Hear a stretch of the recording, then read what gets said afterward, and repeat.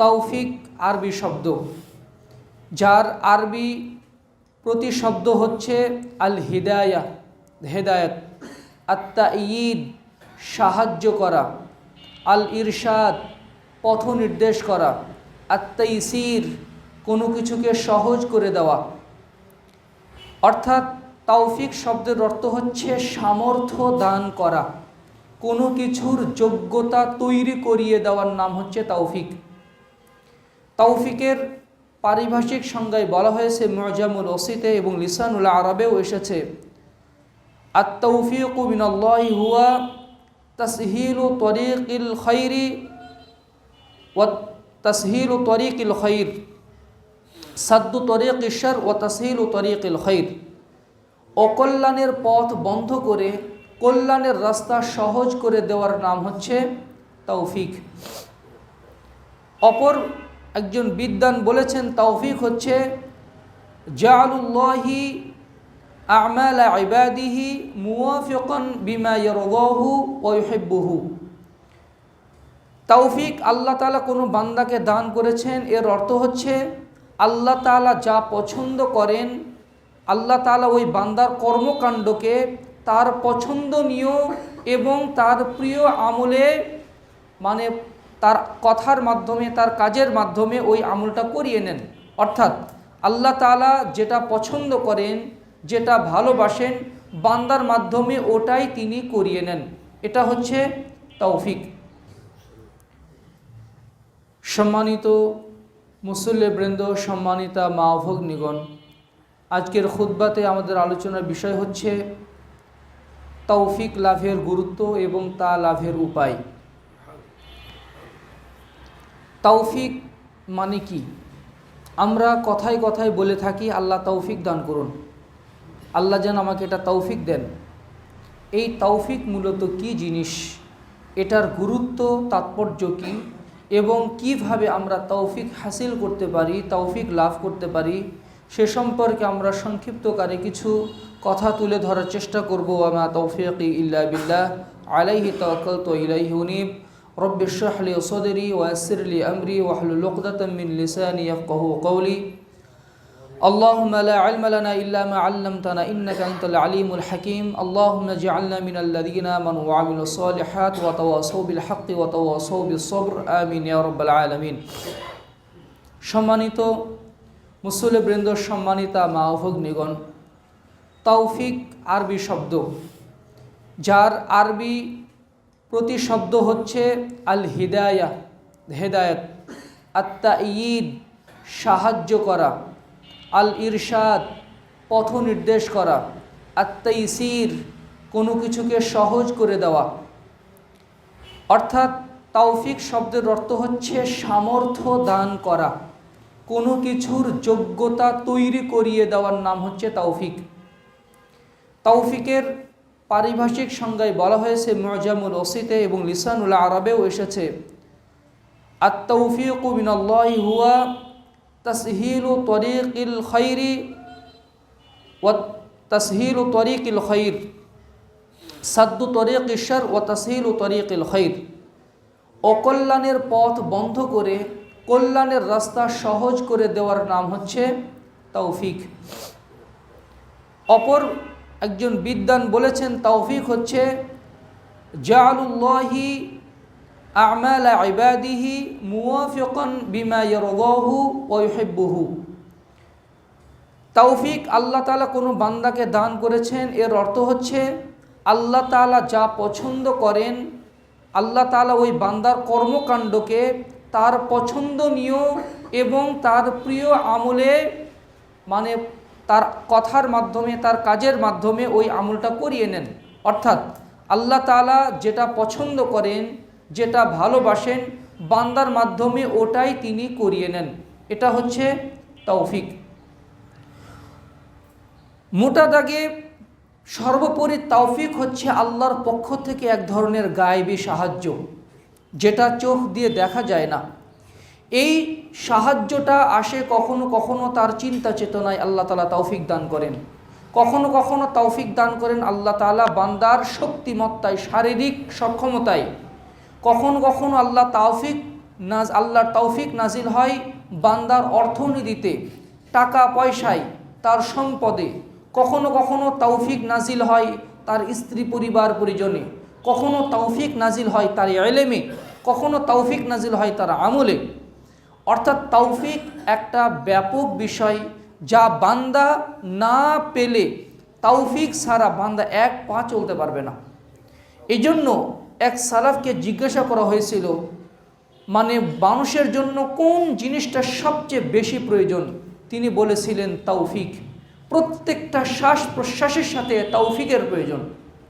আল্লাহর তৌফিক যদি না হতো আমরা মানে এক মুহূর্ত পর্যন্ত বেঁচে থাকতে পারতাম না, চোখ মেলাতে পারতাম না, কথা বলতে পারতাম না, হাত নড়াতে পারতাম না।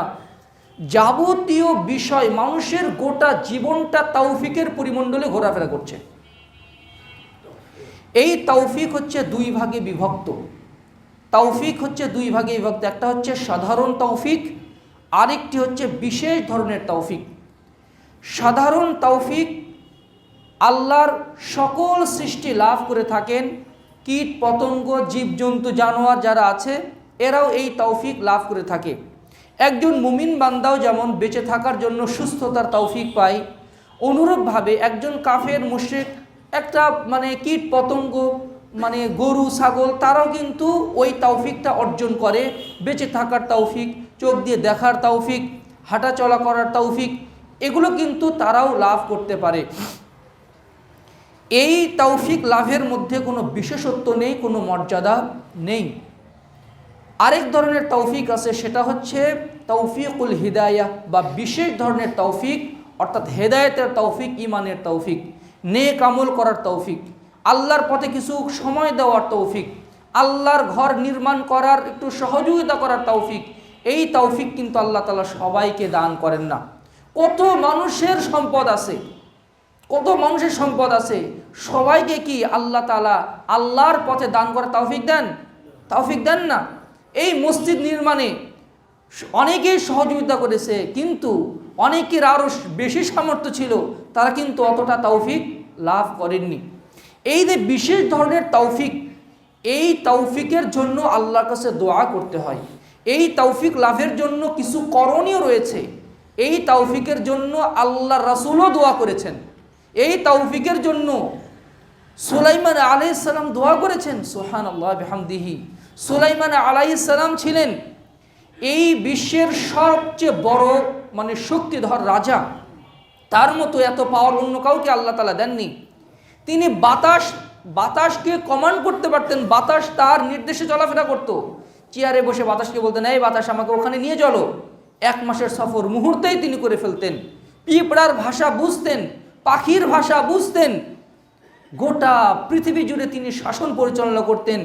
এই শক্তিধর নবী আল্লাহর কাছে বলছেন, রব্বি আউজি'নি আন আশকুরা নি'মাতাকা আল্লাতী আন'আমতা আলাইয়া ওয়া আলা ওয়ালিদাইয়া ওয়া আন আ'মালা সালিহান তারদাহু ওয়া আদখিলনি বিরহমাতিকা ফি ইবাদিকা সালিহিন।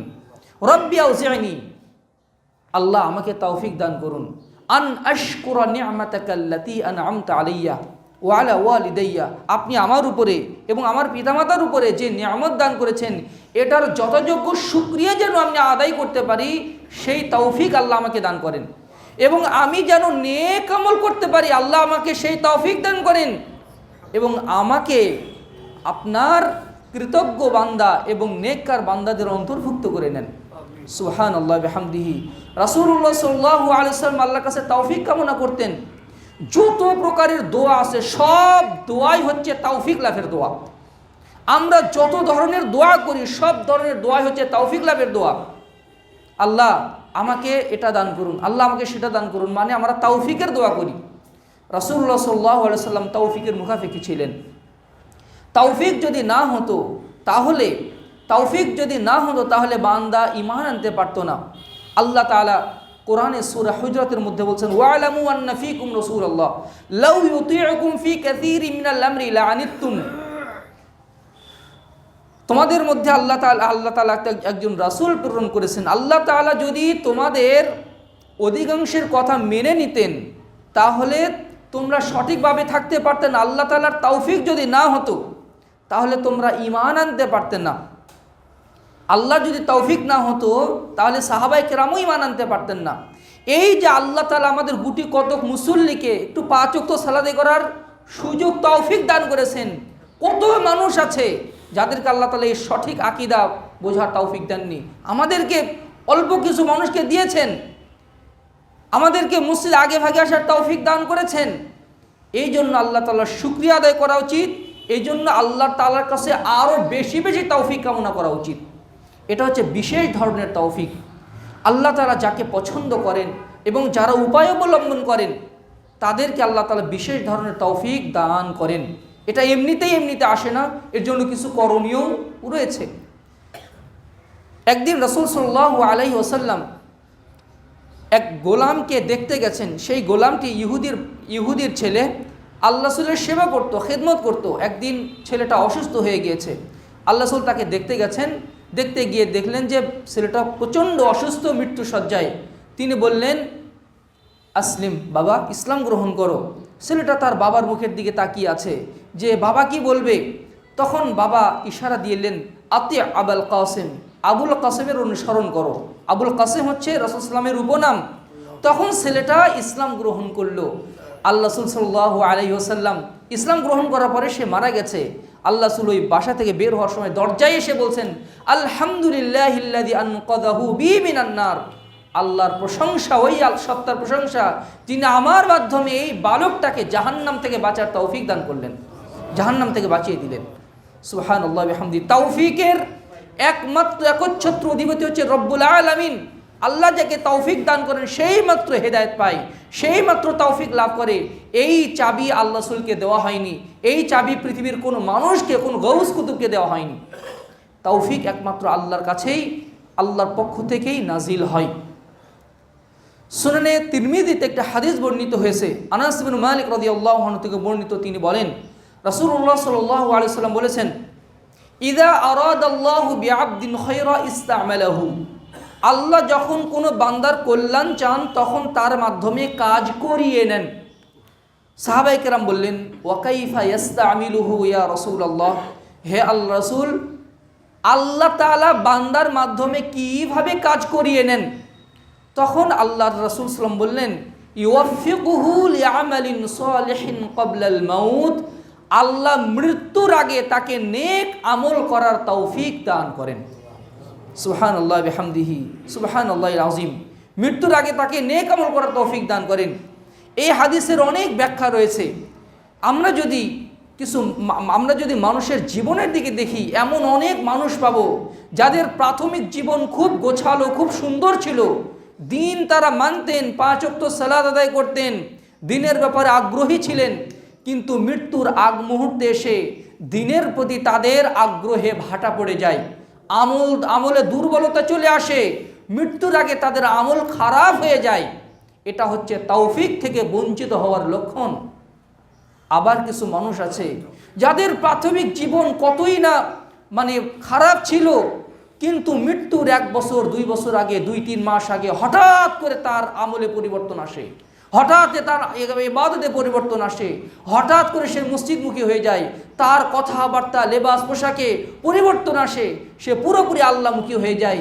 এরা হচ্ছে আল্লাহর তৌফিক প্রাপ্ত বান্দা। সুবহানাল্লাহি ওয়া বিহামদিহি, সুবহানাল্লাহিল আযীম। মৃত্যুর আগ মুহূর্তে ঈমানকে ধরে রাখার তৌফিক আল্লাহর পক্ষ থেকে সবচেয়ে বড় নিয়ামত। ইমাম আহমদ ইবনে হাম্বল রাহিমাহুল্লাহ, তিনি যখন মৃত্যু সজ্জায়, তখন তিনি বলছেন লা লা লা, এরকম করে বলছেন।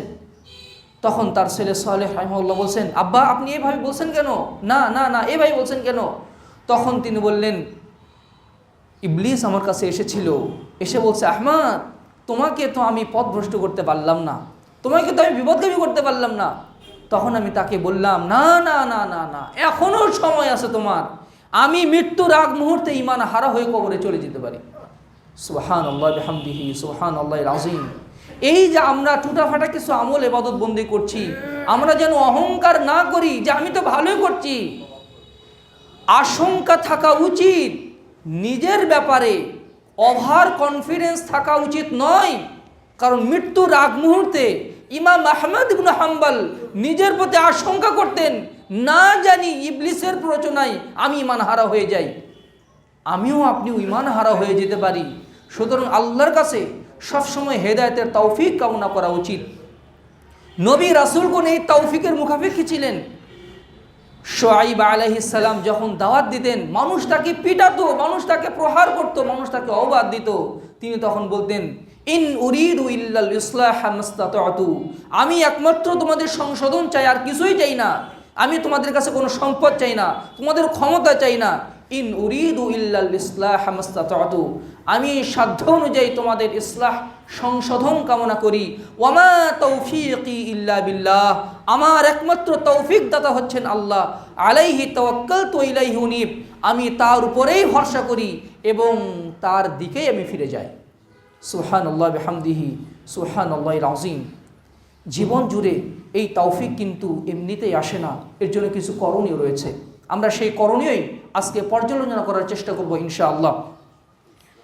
জীবন জুড়ে তৌফিকের নিয়ামত, তৌফিক লাভ করার প্রথম এবং প্রধান উপায় হচ্ছে ইকামাতুত তাওহীদ ওয়াল ইখলাস ফি জামিই নওয়াহিল হায়া।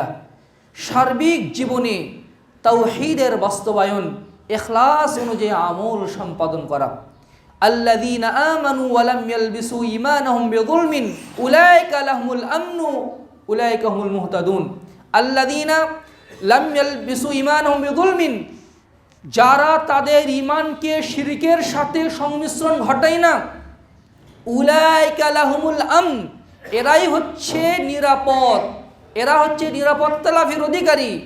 উলাইকা হুমুল মুহতাদুন, আর এরাই হচ্ছে হেদায়েতের তৌফিক লাভের সৌভাগ্যবান বান্দা। ইবলিস সবসময় আমাদেরকে শিরকে লিপ্ত করতে চায়। একজন বান্দা জান্নাত লাভের তৌফিক কশিন কালেও অর্জন করতে পারবে না যদি না তিনি তার আকীদা আমলে তাওহীদের পূর্ণ বাস্তবায়ন ঘটান। পূর্ণ বাস্তবায়ন, নির্ভেজাল তাওহীদের প্রচার এবং প্রতিষ্ঠা ছাড়া জীবনের সার্বিক জীবনে যদি নির্ভেজাল তাওহীদের প্রতিষ্ঠা যদি না হয়, তাহলে ওই জীবনে কখনোই ইলাহি তৌফিক অর্থাৎ আল্লাহর পক্ষ থেকে যে তৌফিক নাজিল হয় এটা লাভ করা সম্ভব হবে না। যখন আদম আলাইহিস সালামকে সেজদা করতে বলা হলো ইবলিসকে, আল্লাহ তাআলা বললেন সেজদা করো, উসজুদ লি আদম, সেজদা করো। তখন সে বলছে, আল্লাহ আমি কেন সেজদা করব? খলাকতাহু মিন তিন, তাকে আপনি মাটি দ্বারা সৃষ্টি করেছেন আর আমাকে সৃষ্টি করেছেন আগুন দিয়ে। আগুন ঊর্ধ্বগামী আর মাটি নিম্নগামী, আমি কখনো আদমকে সেজদা করতে পারি না। তখন আল্লাহ তাআলা বললেন, ফাখরুজ মিনহা ফাইন্নাকা রাজিম, বের হয়ে যাও জান্নাত থেকে, তুমি অভিশপ্ত। তখন ইবলিস বলেছিল, ফাবিমা আগওয়াইতানি লা উযায়্যিনান্না লাহুম ফিল আরদি ওয়া লা উগওয়িয়ান্নাহুম আজমাইন।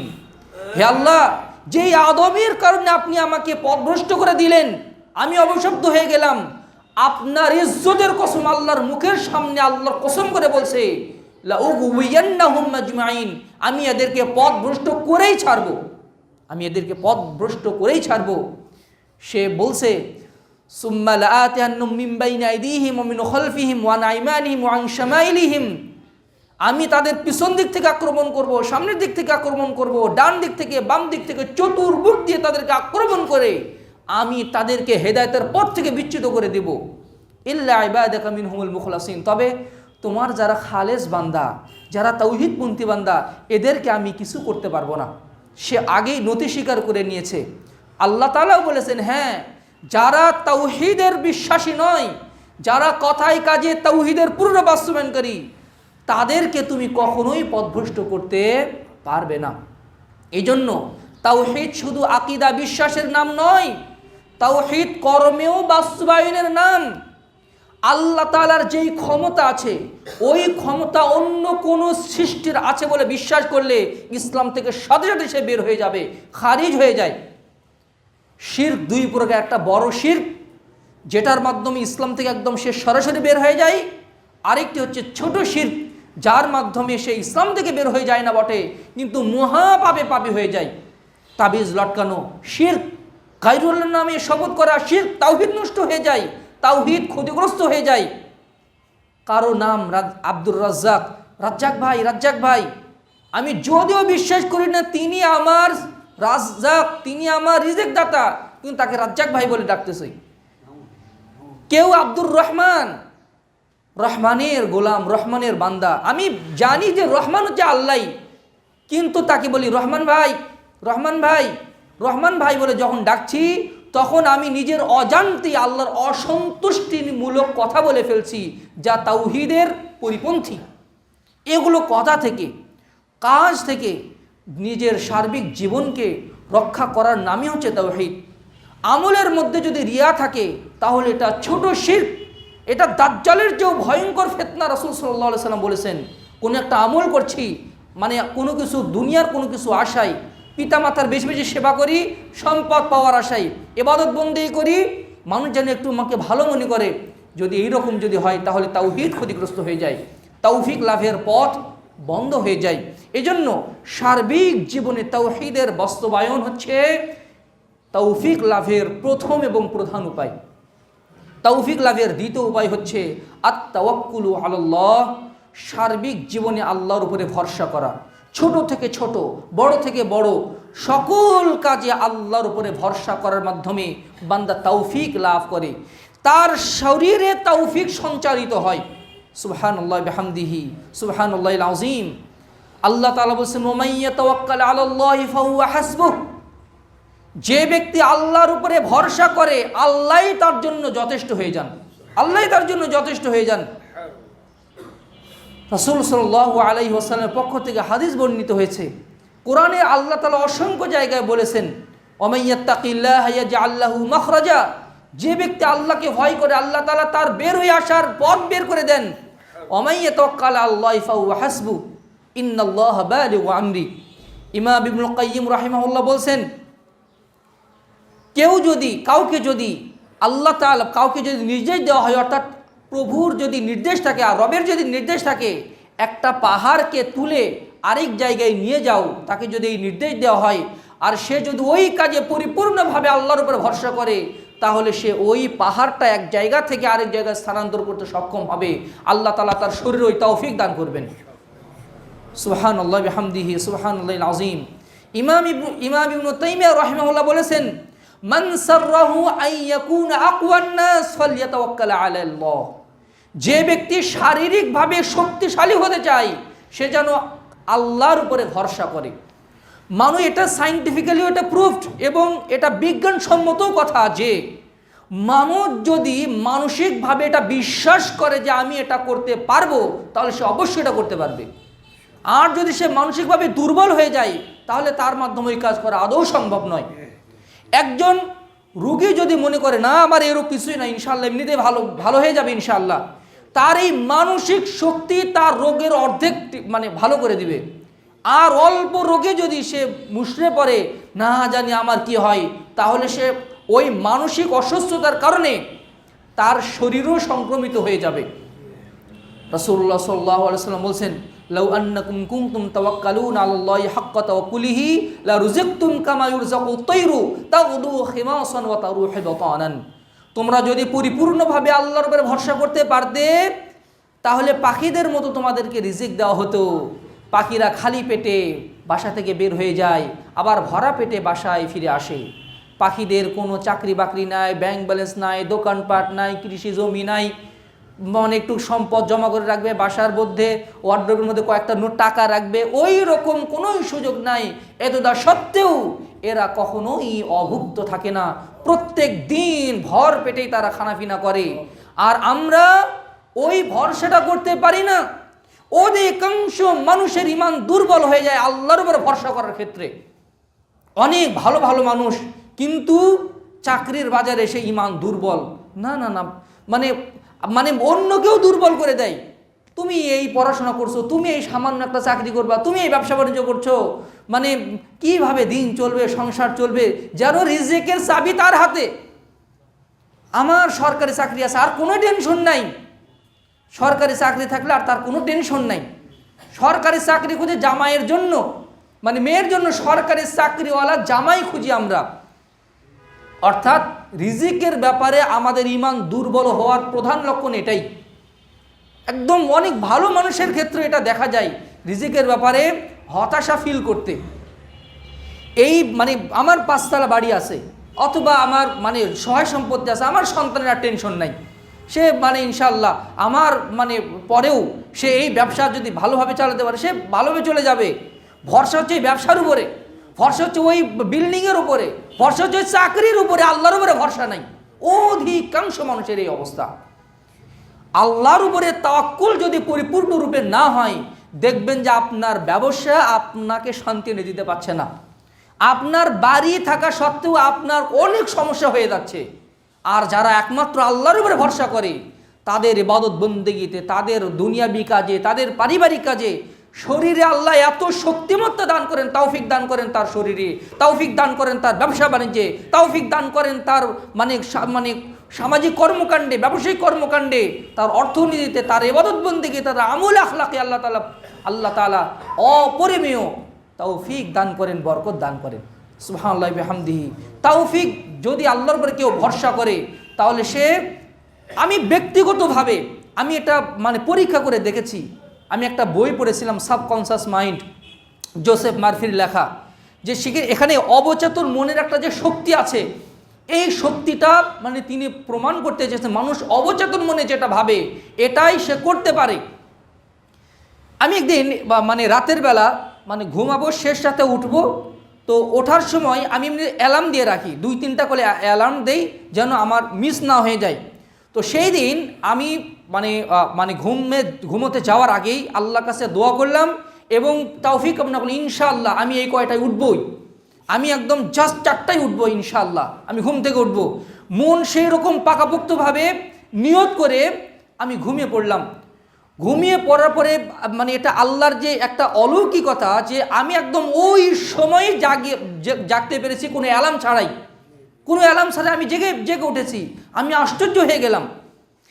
ঘুমানোর সময় যদি আপনার নিয়ত থাকে কি জানি উঠতে পারি কি না পারি, যদি আপনার এই রকম দোদুল্যমান অবস্থা হয়, আপনি কখনোই ভালোভাবে উঠতে পারবেন না ফজরে। আর যদি আপনি পাকাপোক্ত নিয়ত করেন, একদম ফাইজা আজম, একদম পাকা সংকল্প নেন, ইনশাআল্লাহ আমি উঠবই, রাত 2:30টার দিকে 3টার দিকেও যদি আপনি ঘুমিয়ে পড়েন, ইনশাআল্লাহ আপনি ফজরের সময় উঠতে পারবেন। এই ভরসা যত পাকাপোক্ত হবে, তৌফিক তত অবিরত ধারাই নাজিল হবে।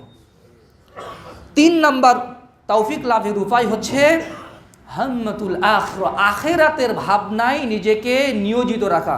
ব্যবসা বাণিজ্য করেন কিন্তু ওই সময়েও আল্লাহর জিকির করা, আখিরাতের ভাবনায় থাকা, মৃত্যুর ভাবনায় থাকা, জান্নাতকে নিয়ে স্বপ্ন দেখা, জাহান্নামের ভয়ে ভীত প্রকম্পিত থাকা, পাপ থেকে বাঁচার ভাবনা মনে জাগরুক থাকা, অনুভূতিটা অন্তরে জাগরুক করে রাখা। আখিরাতের ভাবনা যার ভিতরে থাকে, ওই বান্দাকে আল্লাহ তাআলা যাবতীয় কাজের তৌফিক দান করেন। রাসূলুল্লাহ সাল্লাল্লাহু আলাইহি ওয়াসাল্লাম বলেছেন, সুনানে তিরমিজির হাদিস, মান কানাতিল আখিরাতু হাম্মাহু জাআলাল্লাহু গিনাহু ফি কলবিহি ওয়া জামাআ লাহু শামলাহু ওয়া আতাতহু দুনিয়া ওয়া হিয়া রাগিমা। যার চিন্তা ভাবনা একমাত্র আখিরাত, কিভাবে কবরে বাঁচবো, কিভাবে মুনকার নাকিরের সওয়াল জবাবের উত্তর দিব, কিভাবে আমি জান্নাত পাবো, কিভাবে আমার আমলটা আরো সুন্দর করা যায়, কিভাবে আমার ইবাদত বন্দেগীর কোয়ালিটি আরো সুন্দর করা যায়, কিভাবে আমার রাতের সালাতের কোয়ালিটি আরো সুন্দর করা যায়, জিকির আজকার মানে ইবাদত বন্দেগী, তাসবিহ তাহলিল মানে দাওয়াতি কাজ, এগুলো আরো কিভাবে সুন্দর করা যায়, পরকালের পুলসরাত কিভাবে আমি পার হব, আল্লাহর সামনে কি আমি হিসাব দিব, এই জীবনের কুটা ফাটা আমল কিভাবে আল্লাহর সামনে পেশ করব, কত পাপ করে ফেলেছি, কিভাবে আল্লাহ যদি ক্ষমা না করেন। তাওবা সব সময় তার ভাবনা আখিরাত কেন্দ্রিক। সে চাকরি বাকরি করে, ব্যবসা বাণিজ্য করে, কৃষি কাজ করে, যাই করুক না কেন, কিন্তু আখিরাতের ভাবনাটা সব সময় তার অন্তরে যেন ভাসমান হয়ে থাকে। আল্লাহ রাসূল সাল্লাল্লাহু আলাইহি ওয়াসাল্লাম বলছেন, জামাআ লাহু শামলাহু, তার সব কাজ আল্লাহ পরিপাটি করে দেন। যেই ব্যবসাতে হাত দেয় সেই ব্যবসাতেই সে লাভবান হয়, যেই কাজে হাত দেয় সেই কাজে সে লাভবান হয়ে যাবে।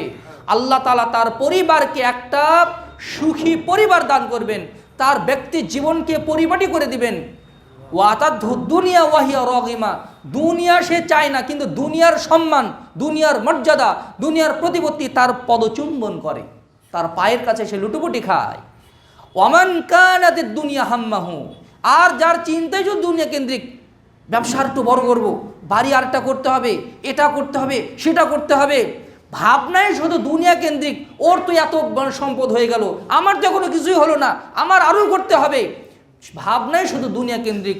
আল্লাহ রাসূল সাল্লাল্লাহু আলাইহি ওয়াসাল্লাম বলছেন ফাররাকা আলাই শামলাহু, তার জীবনকে আল্লাহ তাআলা তছনছ করে দেন, ছন্নছড়া করে দেন। পারিবারিক জীবনে অশান্তি, ব্যক্তি জীবনে অশান্তি, সামাজিক জীবনে অশান্তি, কলিগদের সাথে ঝগড়া, অমুকের সাথে মনোমালিন্য, তার জীবনটাই দুর্বিষহ হয়ে পড়ে।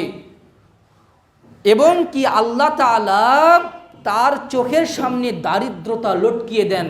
এত টাকা ইনকাম করে, লক্ষ লক্ষ টাকা ইনকাম করার পরেও তার মনে হয় ইস, এই ইনকাম যদি আরেকটু বাড়ানো যেত তাহলে এই বিষয়টা আমি এটা আমি ভালোভাবে পূরণ করতে পারতাম।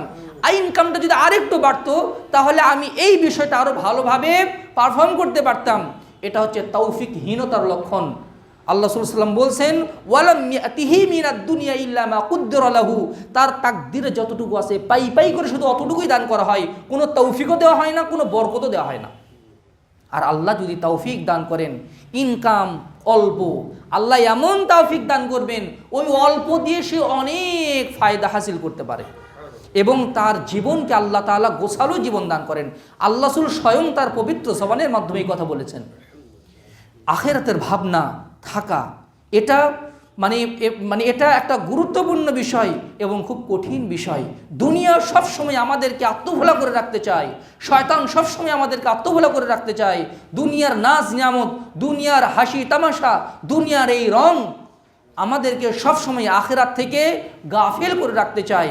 যারা প্রবৃত্তির মুখে লাগাম টেনে এই মনকে আখিরাতমুখী করে রাখতে পারে, এই পৃথিবীর সবচেয়ে সফল ব্যক্তি তারাই, আর তারাই হচ্ছে তৌফিক প্রাপ্ত বান্দা। 4 নম্বর উপায় হচ্ছে তৌফিক লাভের আত-তাওবাতু ওয়াল ইস্তিগফার, বেশি বেশি তওবা ইস্তিগফার করা, বেশি বেশি তওবা ইস্তিগফার করা।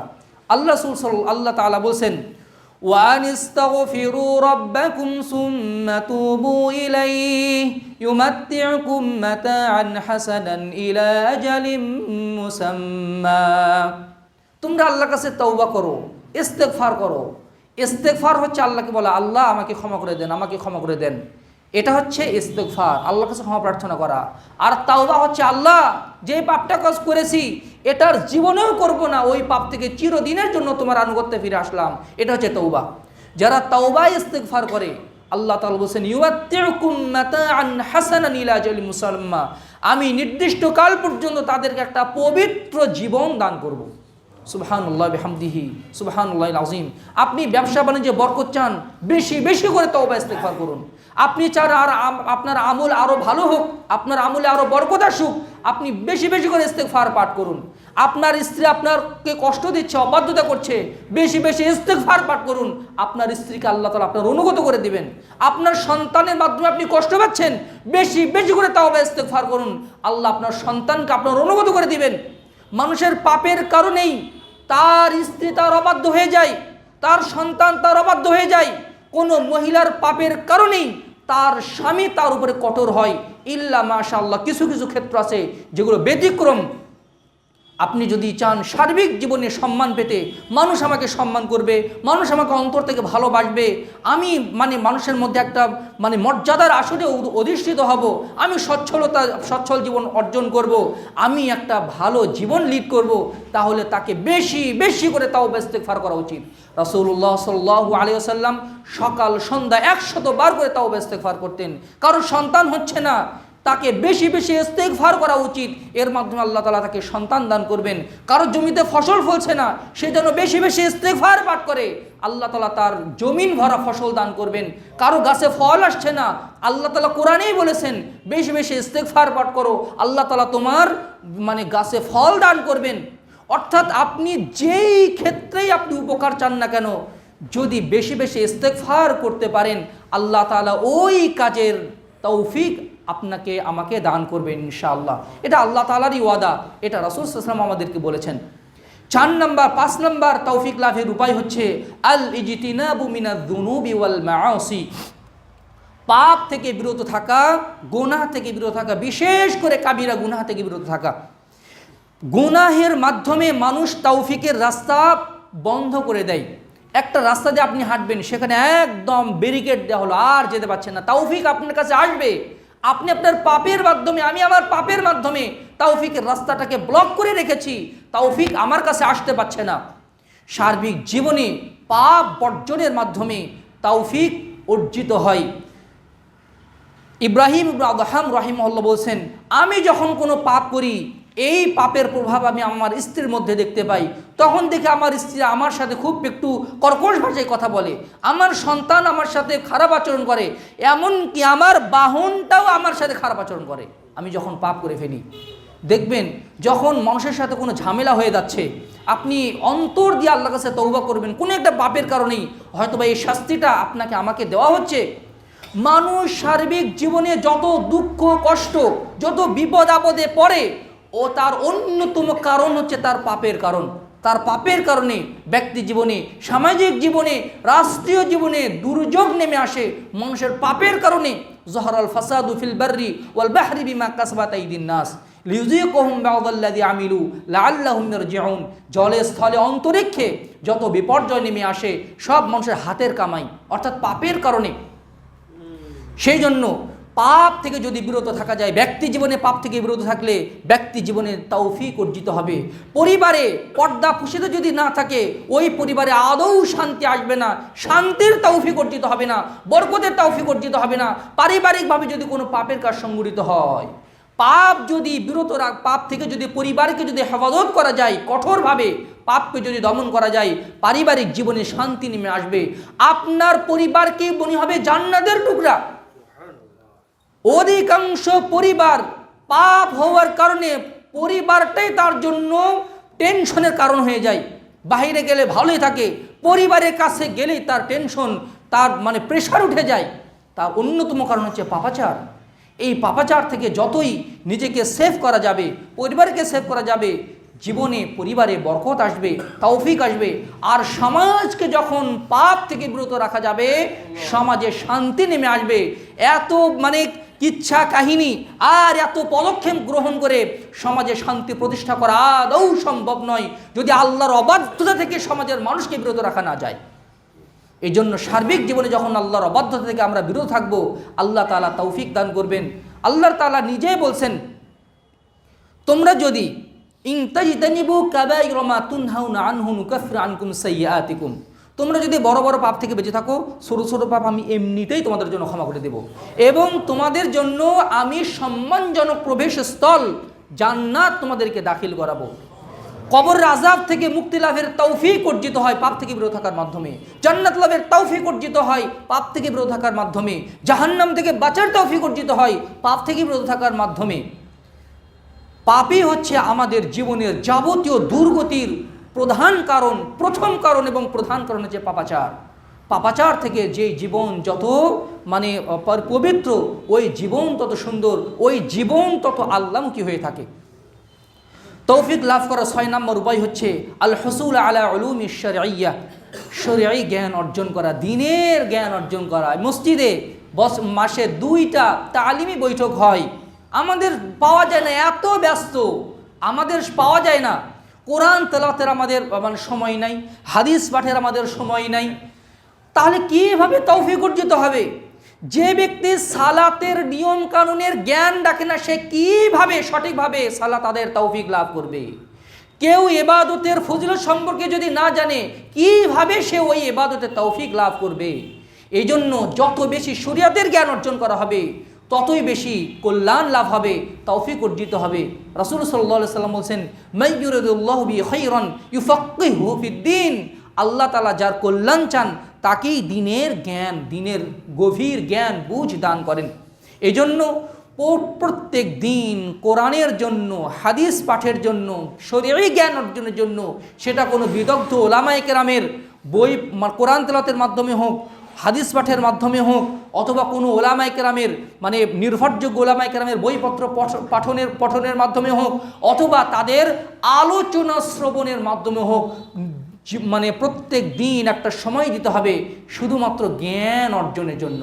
জ্ঞান অর্জনের জন্য, জ্ঞান অর্জন হতে হবে আমল করার উদ্দেশ্যে, অন্যর উপরে নিজেকে জাহির করার জন্য নয়, যে আমিও কিছু জানি এটার জন্য নয়, বরং আমি যেন আমল করতে পারি এই অনুভূতিটা জাগরুক করার জন্য জ্ঞান অর্জন করা উচিত। যারা জ্ঞান অর্জন করে আল্লাহ তাআলা তাদেরকে কল্যাণের তৌফিক দান করেন। 7 নম্বর উপায় হচ্ছে আল ইশতিগালু বিল আমালিস সালিহা, নেক আমলে ব্যতিব্যস্ত থাকা, নেক আমলে ব্যস্ত হয়ে থাকা। যখনই কোনো নেক আমলের সুযোগ এসেছে তখনই সেটা গ্রহণ করা, লুফে নেওয়া। রাসূলুল্লাহ সাল্লাল্লাহু আলাইহি সাল্লাম একদিন সাহাবায়ে কিরামকে বলছেন, মান আসবাহা মিনকুমুল ইয়াওমা সায়িমান, তোমাদের কি আজকে সিয়াম রেখেছো? আবু বকর রাদিয়াল্লাহু আনহু, হ্যাঁ রাসূল আমি রেখেছি। অমান তাবিআ মিনকুমুল ইয়াওমা জানাজাতান, আজকে কে জানাজার সালাতে অংশগ্রহণ করেছো? আবু বকর আবার হাত তুললেন, হ্যাঁ আল্লাহ রাসূল আমি করেছি। আজকে তোমাদের মধ্যে কে রোগীর সেবা করেছো? হে আল্লাহ রাসূল আমি করেছি। আজকে তোমাদের কে গরিব দুঃখীর সেবা করেছো? হে আল্লাহ রাসূল আমি করেছি। যেই কাজই আল্লাহ রাসূল বলছেন আবু বকর বললেন, হে আল্লাহ রাসূল আমি করেছি। আল্লাহ রাসূল সাল্লাল্লাহু আলাইহি ওয়াসাল্লাম বললেন, মাজতামা'না ফি ইমরিন ইল্লা দাখালাল জান্নাহ, যার মধ্যে এই গুণটি তৈরি হয়ে যাবে সে জান্নাতি হয়ে যাবে, জান্নাত লাভের তৌফিক অর্জিত হবে। এই হাদিসের মাধ্যমে ওলামায়ে কেরাম বলেছেন, অর্থাৎ এর মাধ্যমে বোঝা যাচ্ছে যে আবু বকর রাদিয়াল্লাহু আনহু সবসময় খুঁজতেন কখন কোনো নেক আমলের সুযোগ আসে। যখনই কোনো নেক আমলের সুযোগ এসেছে সাথে সাথে সেটা আত্মনিয়োগ করেছেন। জানাজা সালাতের একটা সুযোগ এসেছে, গেলাম সেখানে।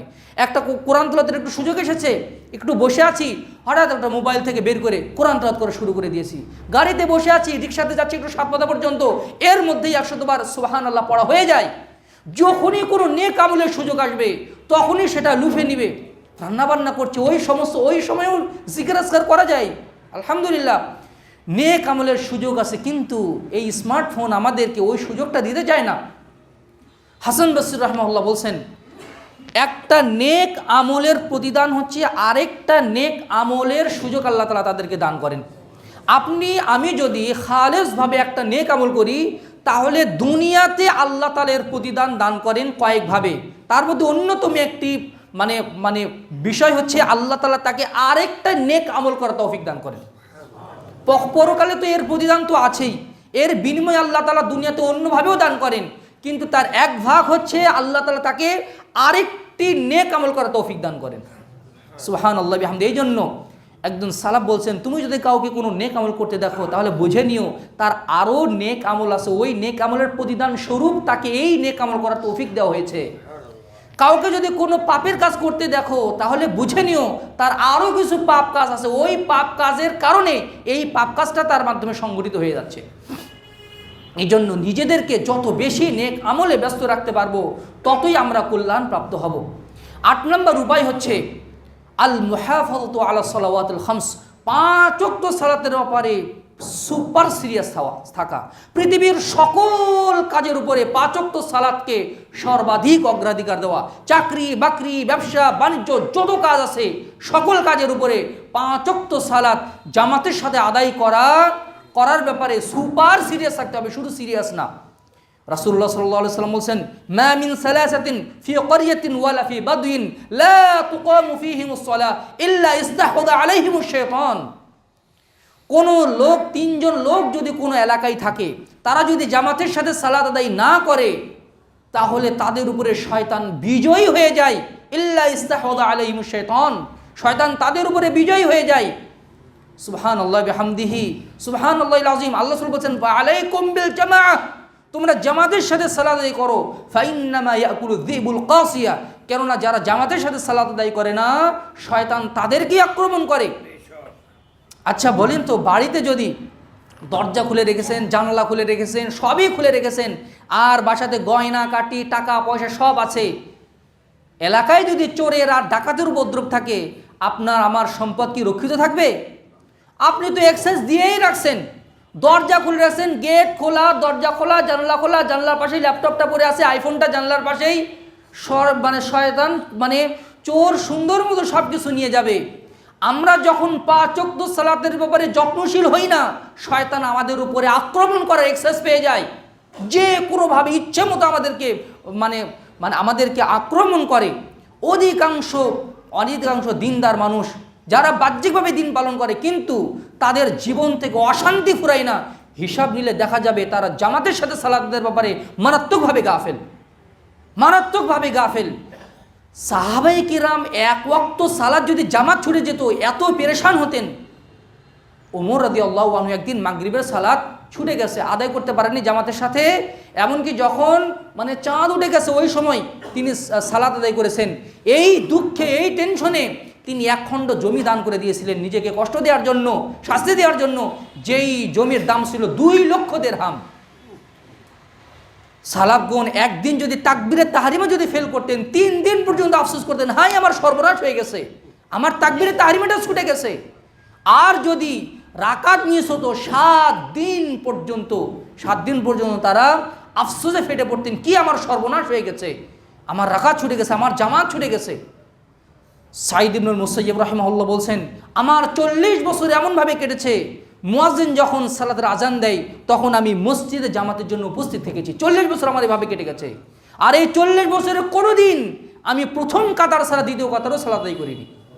মদিনার ইমাম, প্রখ্যাত তাবি, বয়োজ্যেষ্ঠ তাবি সাঈদ ইবনুল মুসাইয়্যিব রাহিমাহুল্লাহ বলছেন, এই জন্য জামাতের সাথে সালাত আদায় যদি আপনি না করেন, আপনি বাড়িতে যদি সালাত আদায় করতে অভ্যস্ত হন, অফিসে সালাত আদায় করতে অভ্যস্ত হন, শয়তানের আক্রমণের শিকার হতেই হবে, এতে কোনো সন্দেহ নাই। কেউ যদি সার্বিক জীবনে শয়তানের আক্রমণ থেকে নিজেকে সেভ করতে চায়, তাহলে সর্বপ্রথম শয়তানের আক্রমণ থেকে বাঁচার তৌফিক যদি কেউ লাভ করতে চায়, তাহলে 5 ওয়াক্ত সালাত জামাতের সাথে আদায় করার সর্বাত্মক প্রচেষ্টা চালাতে হবে। আর এটা হচ্ছে এই ব্যাপারে সুপার সিরিয়াস থাকতে হবে। 9 নম্বর উপায় হচ্ছে কাসরাতু যিকরিল্লাহ, আল্লাহর জিকির করা, বেশি বেশি জিকির করা। জিকিরের মাধ্যমে তৌফিক অর্জিত হয়। রাসূল আল্লাহ তাআলা বলছেন, আনা মা আবদি ইয যাকারানি ওয়া তাহাররাকাত বি শাফাতাহু, আমি আমার বান্দার সাথেই থাকি যখন বান্দার আমার জিকির করে, আমাকে স্মরণ করে এবং তার ঠোঁট দুটো আমার জিকিরে নড়াচড়া করে। রাসূল সাল্লাল্লাহু আলাইহি সাল্লাম বলছেন, আমি তোমাদেরকে নির্দেশ দিচ্ছি, আমুরকুম বিযিকরিল্লাহ, আমি তোমাদেরকে বেশি বেশি জিকির করার নির্দেশ দিচ্ছি। কেননা যারা বেশি বেশি জিকির করে, শয়তান তাদের কোনো ক্ষতি করতে পারে না। শয়তান সবসময় মানুষের অন্তরে পর্যবেক্ষণ করে, কখন সে জিকির থেকে গাফিল হবে তখনই তার উপরে আক্রমণ করব। আর শয়তান যখন, আর মানুষ যখন জিকির করে তখন শয়তান তার উপরে আর আক্রমণ করতে পারে না। এই জন্য যখন যেই দোয়া পড়া দরকার তখন সেই দোয়া পড়তে হবে। মানে বাথরুমে ঢোকার জিকির, বাথরুম থেকে বের হওয়ার জিকির, ঘুমোতে যাওয়ার জিকির, ঘুম থেকে ওঠার জিকির, 5 ওয়াক্ত সালাতের পরের জিকিরগুলো, সকাল সন্ধ্যার জিকিরগুলো, ঘুমোতে যাওয়ার জিকিরগুলো, যখন কাপড় পরিধানের জিকির, বাড়ি থেকে বের হওয়া, বাড়িতে ঢোকা, এগুলোর জিকির আমাদেরকে পাঠ করতে হবে। বাড়িতে যদি আপনি সালাম দিয়ে জিকির করে না ঢোকেন, শয়তান আপনার সাথে সাথে হুড় করে ঢুকে যাবে ঘরের ভিতরে। শয়তান আপনার ঘরে ঢুকে ঘরে বাস করবে, আপনার সাথে আপনার স্ত্রীর ঝগড়া লাগাবে, আপনার স্ত্রীর সাথে আপনার মায়ের ঝগড়া লাগিয়ে দিবে। শয়তানকে যদি আপনি ঘরে আশ্রয় দেন, আর এই আশ্রয় পেয়ে যায় যদি ঘরে যদি সালাম দিয়ে না ঢোকা হয়, যদি খাবার না খেয়ে মানে বিসমিল্লাহ বলে যদি না খাওয়া হয়, শয়তান ওই খাবারে অংশগ্রহণ করে, বরকত নষ্ট হয়ে যায়। বাড়ি থেকে বের হওয়ার সময় শয়তান অপেক্ষায় থাকে তার সাথে যাব, কিন্তু যখনই সে বলে বিসমিল্লাহ তাওয়াক্কালতু আলাল্লাহ দোয়াটা পড়ে, শয়তান আর তার সাথে থাকতে পারে না।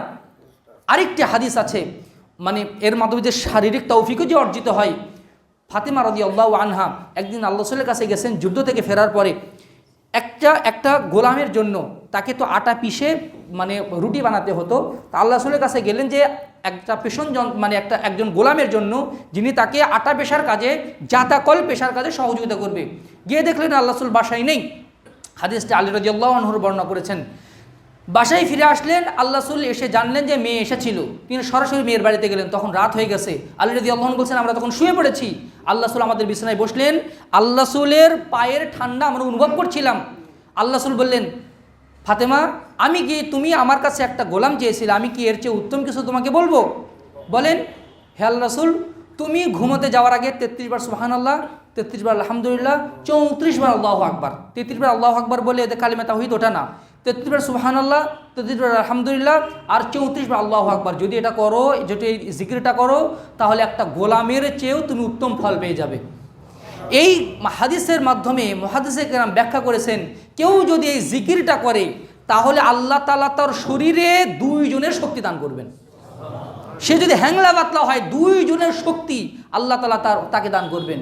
কোনো মা বোন যদি এই আমলটা করেন, একাই বুয়ার কাজ করে ফেলতে পারবে ইনশাআল্লাহ। আমি বাস্তব জীবনের সাক্ষী। কেউ যদি শারীরিকভাবে সক্ষম হতে চায়, শারীরিকভাবে যদি শক্তিশালী হতে চায়, অনেক মানুষ আছে মানে দেখলে পছন্দই হয় না, শরীর মনেই দুর্বল, কিন্তু তার ভিতরে আল্লাহ এমন পাওয়ার তৈরি করে দিয়েছেন যেটা আল্লাহর পক্ষ থেকে তৌফিকের অন্তর্ভুক্ত।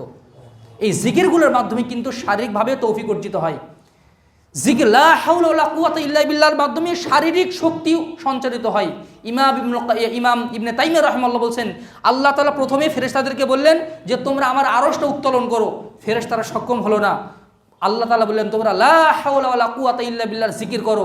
তারা যখন এই লা হাওলা ওয়ালা কুওয়াতা ইল্লা বিল্লাহর জিকির করলো, ফেরেশতাদের দেহে শক্তি সঞ্চারিত হলো, অতঃপর তারা আল্লাহর আরশ বহন করতে সক্ষম হলেন। সুবহানাল্লাহ বিহামদি। কোনো কাজের শুরুতে যদি জিকির করে যদি কাজ শুরু করেন, ইনশাআল্লাহ আপনি একটা মিরাকল দেখতে পাবেন। আল্লাহ তাআলা আমাদেরকে তৌফিক দান করুন। সময় পার হয়ে যাচ্ছে। 10 নম্বর উপায় হচ্ছে আত্মীয়তার সম্পর্ক রক্ষা করা। রাসূল সাল্লাল্লাহু আলাইহি ওয়াসাল্লাম বলছেন, মান সাররাহু আইয়ুসাতালা ফি রিজকিহি ওয়া ইনসালু ফি আতারিহি ফালইয়াসিল রাহিমাহু। যে ব্যক্তি চায় আমার সম্পদ বাড়ুক, আমার বয়স বৃদ্ধি পাক, সে যেন তার রক্তের সম্পর্কীয় আত্মীয়দের সাথে সুসম্পর্ক বজায় রাখে। আত্মীয়দের সাথে সুসম্পর্ক বজায় রাখলে তৌফিক অর্জিত হয় সম্পদে, তৌফিক অর্জিত হয় জীবনে, সুস্থতা লাভ করা যায়। আর যারা হাদিয়া দেয় তাদের সাথেই শুধু সম্পর্ক রক্ষা করার নাম প্রকৃত সম্পর্ক রক্ষা করা নয়। রাসূল সাল্লাল্লাহু আলাইহি সাল্লাম বলছেন, প্রকৃত সম্পর্ক রক্ষা করা হচ্ছে যেই প্রতিবেশী কষ্ট দেয়, যে আত্মীয় কষ্ট দেয়, তার সাথে সম্পর্ক জোড়া লাগানোর চেষ্টা করাই হচ্ছে সবচেয়ে বড় সম্পর্ক রক্ষা করা। আত্মীয়তার সাথে সুসম্পর্ক রক্ষা করার মাধ্যমে তৌফিক অর্জিত হয়। 11 নম্বর উপায় হচ্ছে পরোপকার করলে তৌফিক অর্জিত হয়। আল্লাহু ফি আউনিল আবদি মা কানাল আবদু ফি আউনি আখিহি। বান্দা যখন আরেকজনকে সহযোগিতা করে, আল্লাহর সাহায্য লাভের তৌফিক সে অর্জন করে ফেলে। আপনি যদি অন্যের সাহায্য করেন, আল্লাহ তাআলা আরেকজনকে আপনার সহযোগিতায় লাগিয়ে দিবেন, আরেকজনের সহযোগিতা লাভের তৌফিক তখন অর্জিত হবে। যারা পরোপকারী তারা তাদের সংকটময় জীবনে এমন কিছু মানুষের সাহায্য পেয়ে যায়, যাদের সাহায্য লাভের কথা সে কখনোই কল্পনা করেনি, তাদের সাহায্য সে পেয়ে যায়। পরোপকারের মাধ্যমে বান্দা সহযোগিতা মানে তৌফিক লাভ করতে পারে। 12 নম্বর উপায় হচ্ছে প্রকাশ্যে গোপনে আল্লাহকে ভয় করা। প্রকাশ্যে গোপনে যারা শুধু বাহ্যিকভাবে জুব্বা পরলাম আর সাদা টুপি আর দাঁড়িয়ে রাখছি, আমাকে মনে হচ্ছে পরহেজগার, না, এটা পরহেজগারিতা নয়। পরহেজগারিতা আত্তাকুয়া হা হুনা, আত্তাকুয়া হা হুনা, আত্তাকুয়া হা হুনা। পরহেজগারিতা এখানে, পরহেজগারিতা এখানে, পরহেজগারিতা এখানে। তাকওয়া হচ্ছে অন্তরের বিষয়, এটা বাহ্যিক বিষয় নয়। অন্তরের বিষয়টা যদি ভালো হয়ে যায়। এক সাহাবী হাকিম ইবনে হিজাম রাহিমাহুল্লাহ বলছেন, কেউ যদি কারো উপরে যদি আকাশ এবং জমিন যদি এভাবে চেপে ধরা হয়, লাউ কানাতিস সামাওয়াতু ওয়াল আরদু রাতকান আলা আবদিন, কোনো বান্দার উপরে আকাশ এবং জমিনকে যদি এরকম করে চেপে ধরা হয়, ফাত্তাকাল্লাহ, ওই অবস্থাতে যদি সে আল্লাহকে ভয় করে, আল্লাহ ভীতি অর্জন করে, জাআলাল্লাহু বাইনাহুমা মাখরাজা, আল্লাহ ওই বিপদ থেকে বের হয়ে আসার তৌফিক তাকে দান করবেন, পথ বের করে দিবেন। সার্বিক জীবনে পরহেজগারিতা অবলম্বনের মাধ্যমে যাবতীয় কল্যাণের তৌফিক অর্জিত হয়। 13 নম্বর উপায় হচ্ছে অন্যের প্রতি জুলুম না করা। অন্যের প্রতি জুলুম করলে তৌফিকের দরজা বন্ধ। অন্যের প্রতি জুলুম না করা। জুলুম দুইভাবে হয়ে থাকে, অন্যের প্রতি জুলুম আর নিজের প্রতি জুলুম। অন্যের প্রতি জুলুম হচ্ছে কারো সম্পদ মেরে খাওয়া, কারোর সাথে খেয়ানত করা, কাউকে প্রহার করা, এগুলো জুলুম। আর নিজের প্রতি জুলুম হচ্ছে পাপাচারে লিপ্ত হওয়া, এটা নিজের প্রতি জুলুম। আমরা বলি না রব্বানা যালামনা আনফুসানা, আল্লাহ নিজের আত্মার প্রতি জুলুম করে ফেলেছি, নিজের উপরে জালিম হয়েছি। আপনি কল্পনা করতে পারেন, একটা বিড়ালের প্রতি জুলুম করার কারণে এক মহিলাকে আল্লাহ তাআলা জাহান্নামে পাঠিয়ে দিয়েছেন। আবার একটা কুকুরের প্রতি দয়া করার কারণে একটা পতিতা মহিলাকে আল্লাহ ক্ষমা করে দিয়েছেন। সুতরাং অন্যের প্রতি জুলুম করা যাবে না, কেউ যদি তৌফিক অর্জন করতে চায়। 14 নম্বর উপায় হচ্ছে সার্বিক জীবনে রাসূলের সুন্নাতের পাবন্দ হওয়া। বেদাতি ব্যক্তির তৌবা কবুলের তৌফিক দেওয়া হয় না, তাদের তৌবা মানে কবুল হয় না, তাদের ইবাদত সঠিক হয় না, তাদের সুন্দরভাবে ইবাদত করার তৌফিক দেওয়া হয় না। সার্বিক জীবনের কল্যাণের তৌফিক থেকে তাদেরকে বঞ্চিত করা হয়। এই জন্য সার্বিক জীবনে রাসূলুল্লাহ সাল্লাল্লাহু আলাইহি সাল্লামের পূর্ণ পদাঙ্ক অনুসরণ করা। 15 নম্বর উপায় হচ্ছে ইসলাহ কামনা করা, নিজের জন্য এবং অপরের জন্য ইসলাহ কামনা করা। আল্লাহ তাআলা বলছেন, ওয়াইন খিফতুম শিকাক বাইনিহিমা ফাবআসু হাকামান মিন আহলিহি ওয়া হাকামান মিন আহলিহা ইন ইউরিদা ইসলাহান ইউফিকিল্লাহু বাইনাহুমা। দুইজন মানে স্বামী স্ত্রী ঝগড়া লেগেছে, স্বামী বলতেছে না না না এই মেয়ের সাথে আমার থাকা সম্ভব না, মেয়ে বলছে না না না ওই ছেলের সাথে আমার থাকা সম্ভব না। দুইজনের শালিক বসেছে, শেষে ভুল বুঝে মেয়েটা মনে করছে না সংসার করি, কি আর করা, ভুল ত্রুটি হয়েই থাকে। ছেলেও বলছে না না না সংশোধন করাই যায়, নিজে সংশোধন হয়ে নেই। দুইজন যদি সংশোধন কামনা করে, ইউফিকিল্লাহু বাইনাহুমা, দুইজনকে আল্লাহ একত্রিত হওয়ার তৌফিক দান করবেন। নিজের জন্য সংশোধন কামনা করা, অপরের জন্য সংশোধন কামনা করার মাধ্যমে তৌফিক অর্জিত হয়। 16 নম্বর উপায় হচ্ছে আল্লাহর কাছে দোয়া করা। আমাদের যাবতীয় মানে সার্বিক জীবনের যাবতীয় দোয়াই হচ্ছে তৌফিক লাভের দোয়া। ক্ষমার চাওয়ার তৌফিক, ক্ষমার তৌফিক, তওবার তৌফিক, জান্নাত লাভের তৌফিক, জাহান্নাম থেকে বাঁচার তৌফিক, নেক সন্তান লাভের তৌফিক, নেকর স্ত্রী লাভের তৌফিক, ব্যবসায় বরকত লাভের তৌফিক, সব দোয়াই হচ্ছে তৌফিক লাভের দোয়া। এই জন্য আল্লাহর কাছে বেশি বেশি দোয়া করতে হয়। 17 নম্বর উপায় হচ্ছে কোরআন তেলাওয়াত করা।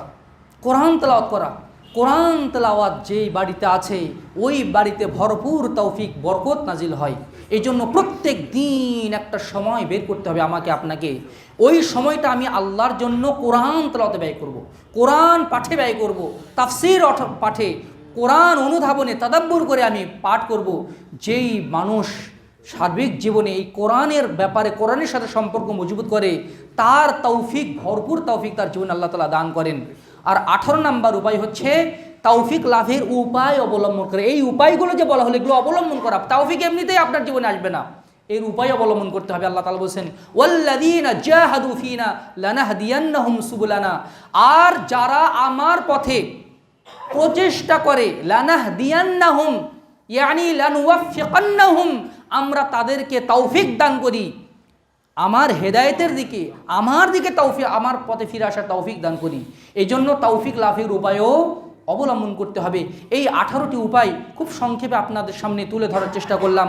তৌফিক লাভের 18টি উপায়: 1. সার্বিক জীবনে তাওহীদের বাস্তবায়ন। 2.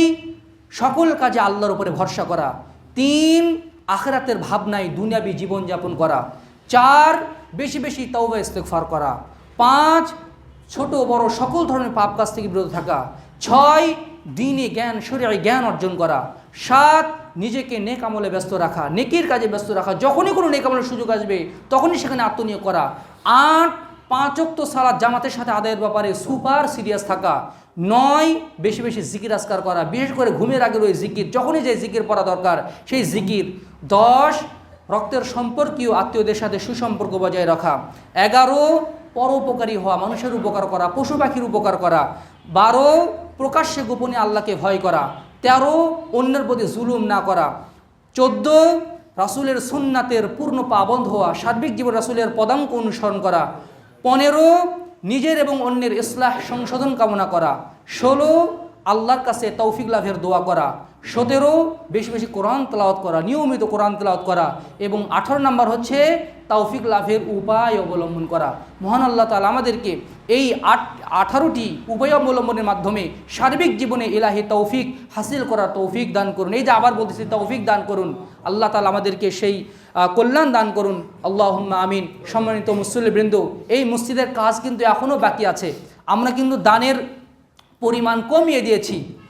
এখনও লিফটের কাজ এবং রডের মিস্ত্রির কাজ অনেক বাকি পড়ে গেছে। প্রায় 20 লক্ষ টাকার মতো ঋণ হয়ে আছে। মসজিদ কমিটি ঋণগ্রস্ত হয়ে আছেন, অর্থাৎ এই মসজিদই ঋণগ্রস্ত হয়ে আছে।